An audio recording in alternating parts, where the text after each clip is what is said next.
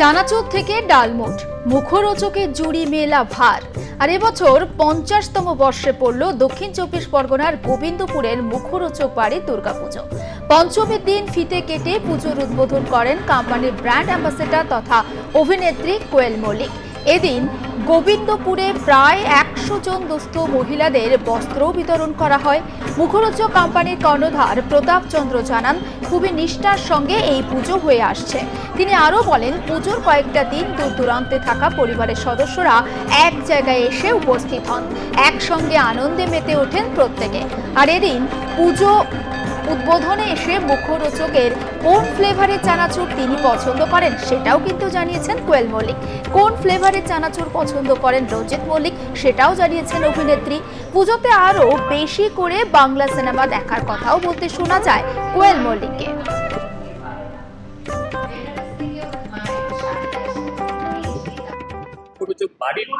পরিবারের একজন, আমি তো মানে সেরকম করে তো ঝগড়া করছি প্রথম দিন থেকে, কারণ আমি ছোট বয়স থেকে আমি জানি মুখরোচকের পরিবারের সদস্য আমি, কিন্তু ফর্মালি আমি স্ট্যাম্প হয়েছি আগের বছরে, সেটা আলাদা কথা।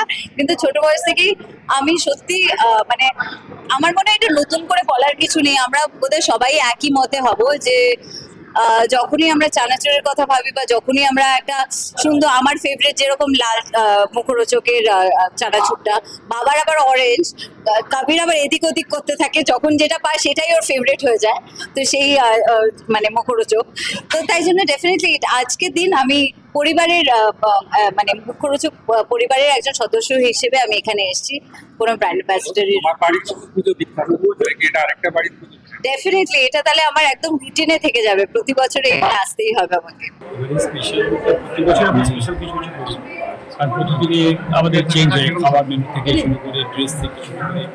এই বছর সবচেয়ে বড় যেটা ভালো হচ্ছে সেটা হচ্ছে আমরা এবারে প্রশিক্ষণ নিয়ে এসেছি সবাই রাখি দুর্গাপুজোর নিয়মকানুন আমরা তো করেছি ঠিক কথা, কিন্তু অনেক সময় ভুলো কিছু তারপরে ভুলো ছিল, কিছু ঠিক ছিল।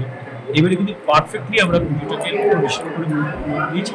এবং আমার ভাই বউ ওখানে গেছে, নদীতে কোর্ট করে এসে আমি গেছি, আমি দিন পারিনি, অনেক কিছু শিখে এসেছি। এবং নতুন নিয়মকানুন যেমন সময় আমরা এবারে মাকে অ্যাকচুয়ালি দুর্গাপুজোর শক্তি পুজো, এই শক্তি পুজো কীভাবে করতে হয় পুরো গুরুত্ব থেকে শুরু করে সব কিছু নিয়ম করে সেইটা আমরা মেনে নিচ্ছি।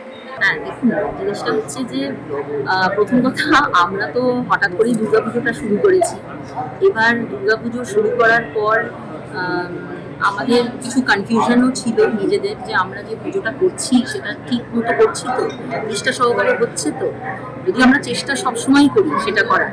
তো সেই জন্যে এরকম একটা সুযোগ এলো, যেখানে আমাদের প্রাচ্যবিদ্যা একাডেমির যিনি প্রফেসর ডক্টর জয়ন্ত কুশারি, উনি শোভাবাজার রাজবাড়িতেই ট্রেনিংটা প্রতি বছরই দেন। এই বছর বোধহয় 39th ইয়ার ছিল।